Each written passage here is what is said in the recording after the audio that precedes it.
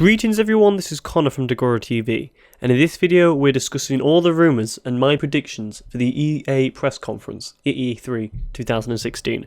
Okay, so the EA press conference is the very first press conference at E3 2016 this year, on its Sunday the 12th of June at 1 PM Pacific Standard Time and 5 PM Eastern Standard Time, and in Britain it's at 9 PM. It's a decent way to start off with one of the third party developers. We started off with Bethesda last year, and we're starting off with EA this year. So, this is just basically just going to discuss all the rumours and the expectations of the EA presentation that we're going to get, and what people think is going to happen. So first off, we're going to start with the big one, and it's Mass Effect. Mass Effect Andromeda. We haven't seen a huge amount of this game, not a huge amount of, official release stuff. We haven't seen really a huge amount of gameplay. We've seen like the odd trailer here and there. It was announced and revealed at E3 last year.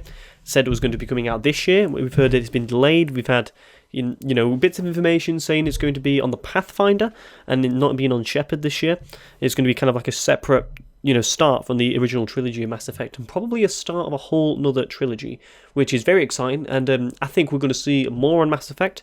I think we're probably going to get a release date from BioWare at the EA conference, and hopefully we're going to get quite a bit of gameplay from the presentation and from around the show itself, because I want to see quite a bit on it.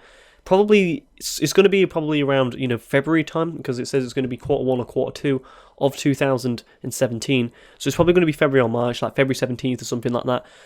We'll get the release date, I believe, because I think that's going to be one of the big reveals of the show. And I think we'll maybe get we'll probably get a new trailer, and hopefully we'll get 5-10 minutes of gameplay. Like maybe the dev taking us around a couple of planets and taking us apart some new levels and area. Much more details on some of the characters, because it's not been fully revealed that it is going to be this Pathfinder.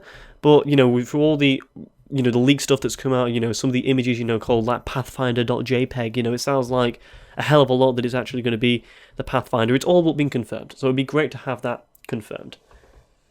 We'll also have as well what I think we'll have is our first, and it's probably most likely the first in-depth look at Titanfall 2. And if we don't, how the hell, why not? Because it's coming out this year, and I'm looking forward to seeing how much it's come on from the first Titanfall, because the first Titanfall was a really fun game, but while it lasted, that's the thing, it had a huge drop off. It fell off a cliff after 6 weeks, and loads of people left that game. So hopefully it's going to see what's going to be in there. Hopefully we'll have a single player campaign, a better multiplayer campaign, and really see what we've kind of got in Titanfall 2, because it's going to be it's a futuristic game. We've got two very different FPSs coming out of EA this year, so it's definitely going to be interesting to see how Titanfall 2 is going to fare against something like Infinite Warfare coming out. So this is where it's going to be making his first kind of big bold statement in Titanfall 2. See some gameplay.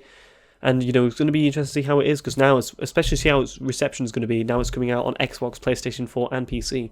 So it's going to be good to see. It's going to be good. We're also going to see Battlefield 1. This is probably going to take the number 2 place behind Mass Effect Andromeda, especially after how well that trailer's done, because that was a very strange week. Infinite Warfare coming out, getting the most disliked trailer on YouTube, and then Battlefield 1, doing extremely well. And it's going to take front and center stage, and it's been.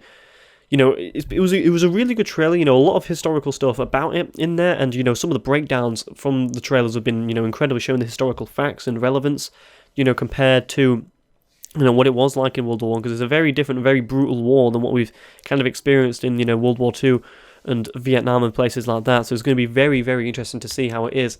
Hopefully get some details on a single player campaign. Hopefully Battlefield and the guys over at DICE will take it to a whole new level than what we had, in Battlefield 3, Battlefield 4 and Hardline, take it to another level with a single-player campaign, and have a really, good and strong one, very historically accurate one, because it's a very interesting period of time, very interesting war, World War 1, and it'd be great to play through it and, see some of the levels, see some of the trenches and everything. Hopefully another great trailer, and I think that's what people are really excited to see is Battlefield 1.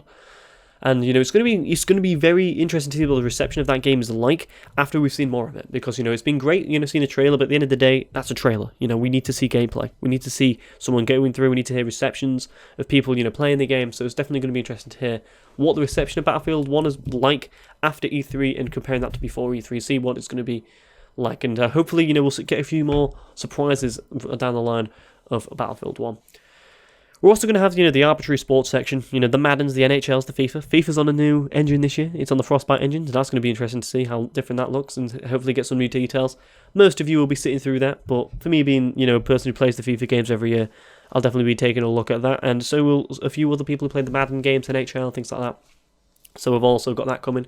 Hopefully no Pele interview like last year. I mean, God. I mean, we'll avoid from that. I mean, Jesus. But hey, we then go into, things concerning last year as well. We've got, things like the Death Star expansion for Star Wars Battlefront that will be coming out later this year. And we'll hopefully be seeing stuff on that. Maybe a price, maybe a release date, some gameplay, show a few locations from it. Stuff as well, revolving, Battlefront and things like that would be definitely be interesting and cool to, see, because that was the star of the show last year. It was very hyped, very anticipated, and seeing more of that this year would be cool for for the Star Wars fans, and hopefully get people back into Battlefront with the Death Star expansion. The Death Star, very famous map, very famous icon from the Star Wars franchise, and be cool to get that. A prediction that I have is that we'll see Unravel 2. Unravel 1 sold very well, and it was talked about. The guy was very nervous when he was presenting last year, and was talking about Yarny, and he was a popular figure from last year's E3. So hopefully we'll get an Unravel 2, because Unravel 1 did well. It did very well actually for the size budget and the size team that it had. So Unravel 2 is definitely probably going to be happening. Definitely probably, but yeah, it's probably going to be happening. So I'd think that if we're going to see it, it's going to be this year, because Again, the first one only had a short development cycle of a year and a half, so it could be shown, Unravel 2, and I've got no problems with that at all. And the last thing, that the rumours that have been going around the internet, and a prediction that a lot of people have been making, is that we're actually going to be able to see a single-player Star Wars game from Visceral, from EA this year, because, they've got the Star Wars license, they had Battlefront last year. Hopefully, they want to go on this trend of a Star Wars game each year, and instead of going for Battlefront every year, they want to get, a fully fledged single-player kind of RPG-like action-adventure kind of style, Star Wars game, an RPG light, if you will, something that people have kind of really been wanting for kind of a long time now. This what they wanted Star Wars: The Old Republic to be. And, it wasn't that. Maybe that could be another thing, another expansion for Star Wars: The Old Republic, because that was announced last year. That expansion sold very well, and, we could maybe get another one of those. But the single-player Star Wars game for Visceral, that would send people into raptures. That would be the exciting thing that for a lot of people at the show, and something that a lot of people want, and EA will be a fool not to go with it. Whether it will be announced, it could be anything that's announced this year, come out next year, or it could be announced this year, come out this year, because, they've had some time, to make the game. Or it could be announced this year, or maybe not even announced this year at all, wait till next year and maybe drop a few hints throughout the year. But I think this year will be a good time to share it, because if it's not going to be that, it's literally just going to be Mass Effect and the battle of the FPS is really why people are going to be looking at EA. But we'll also get, EA Access news and things like that and all that kind of stuff. So we'll be definitely keeping a look at EA this year, and hopefully they'll be able to start off with a bang, be able to start off E3 with a bang. So yeah, thanks a lot for watching the video. Comment about what you'd like to see at E3. For me, of what I'm looking at here, I'd be interested in, some Battlefield 1 stuff. And I'm also interested to see, a Mass Effect, hopefully release date and actually some gameplay from them. So hopefully, we'll see quite a lot of stuff from EA this year. And start off really good. Here's with a few surprises. That'll be fantastic. So make sure you subscribe to my channel, because I've got a lot of videos coming out on E3 this year.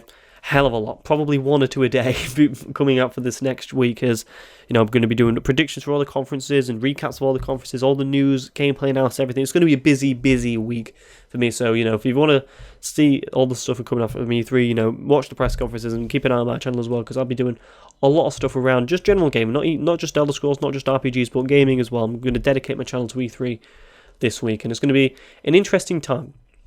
So hopefully you'll comment, follow me on Twitter for to get my instant reactions and things like that. Follow me on Twitch as well, because I've been live streaming a lot of stuff, and you might be interested in all that stuff. And make sure you subscribe and like. Thanks a lot for watching, and goodbye.